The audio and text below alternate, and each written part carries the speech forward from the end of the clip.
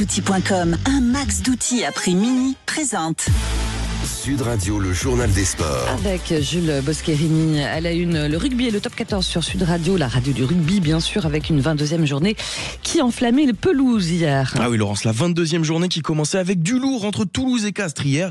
Et dans un duel à sens unique, ce sont les Toulousains qui s'imposent avec la manière 52-6, 10 essais à 0 pour les doubles champions de France en titre dans un stadium de Toulouse en fusion, comme sur cet essai du numéro 9, Simon Darroch. Rémi Mességuet au commentaire. Ramos, il est passé, il retrouve Lebel arrive lancé, il a Simon Darroch à l'intérieur, et Simon Darroch pour son baptême au stadium, qui va marquer cet essai entre les poteaux, à l'intérieur au soutien, dans un style Antoine Dupont, Simon Darroch, qui vient s'offrir un sacré baptême. Et une victoire qui permet au Stade d'asseoir un peu plus sa domination en tête du classement, bien aidé notamment par le revers dans la soirée de l'UBB qui s'incline à la maison face à La Rochelle. 21-10 pour les Maritimes qui enchaînent un deuxième succès consécutif après un gros passage à vide cet hiver. Voilà, puis il y a eu une grosse surprise aussi du côté de Vannes hier. Absolument Laurence, une surprise et surtout une victoire historique pour la Lanterne Rouge. Le RC Vannes qui fait chuter Toulon sur sa pelouse, 29-19 avec le bonus offensif qui plus est, de quoi tout relancer en bas de tableau et redonner le sourire aux promus bretons, comme l'explique le manager Jean-Noël Spitzer. C'est une victoire qui va compter pour le groupe actuel, mais c'est une victoire qui va compter pour le club, en toute humilité. Des victoires comme ça, on n'a pas eu beaucoup. Et voilà, on n'était pas loin contre Bordeaux, on en était trop loin contre Toulouse, première journée de championnat. Donc pouvoir accrocher une victoire contre une équipe du top 3, c'est incroyable pour nous. Et dans les autres matchs, on retiendra également les succès de Bayonne et Clermont, respectivement face à Lyon et Pau, ainsi que celui du MHR 19-12 face à Perpignan.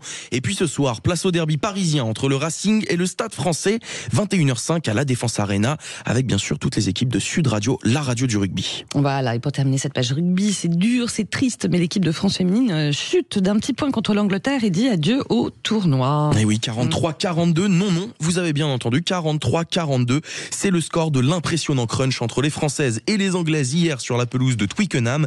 Une défaite cruelle mais prometteuse pour l'avenir. C'est en tout cas ce qu'estime Johanna Gridez au micro de France Télévisions après la rencontre. On savait que les Anglaises, si on voulait les faire tomber, il fallait qu'on joue libéré. Et je pense qu'on a eu un passage à vide de 20 minutes, en fait, clairement, qui nous coûte le match. Et on voit tout simplement que quand on joue et qu'on arrête de se poser des questions, en fait, on les a dominés, c'est très clair. Donc le message il est fort, il est qu'on va continuer de bosser et que si c'est pas aujourd'hui, ça sera cet été. Et on se le souhaite.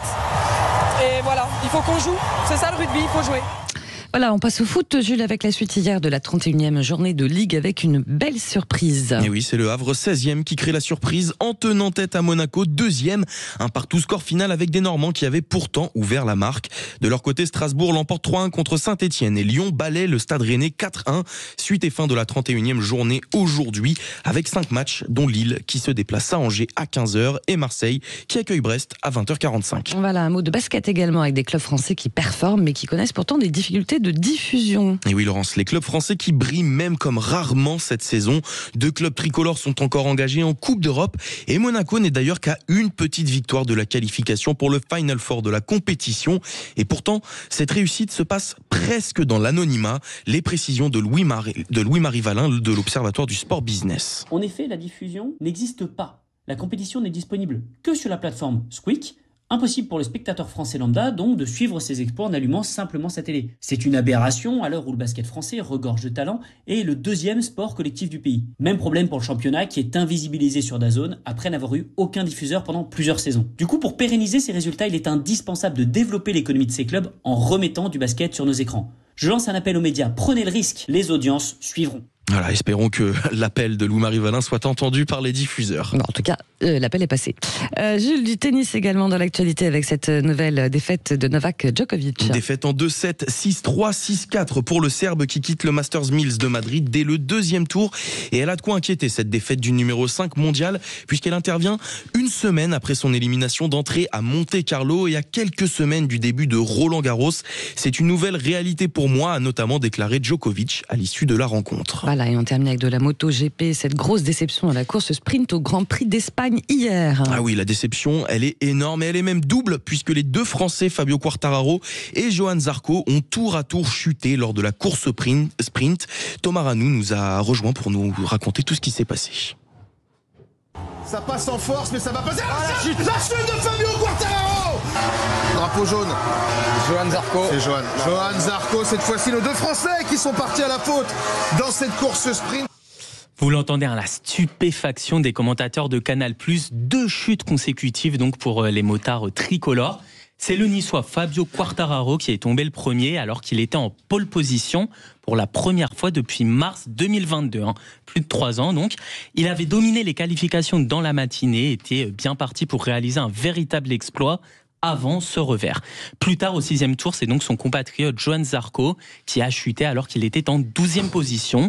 Et pendant ce temps-là, c'est l'Espagnol Marc Marquez qui a profité de ce scénario pour remporter ce sprint. Une déception donc pour les Français, mais tout reste à jouer ce dimanche. La course principale, celle qui rapporte le plus de points, débute à 14h. Merci beaucoup Tom Aranou. Le rendez-vous est pris 14h pour la MotoGP. Et merci à vous deux.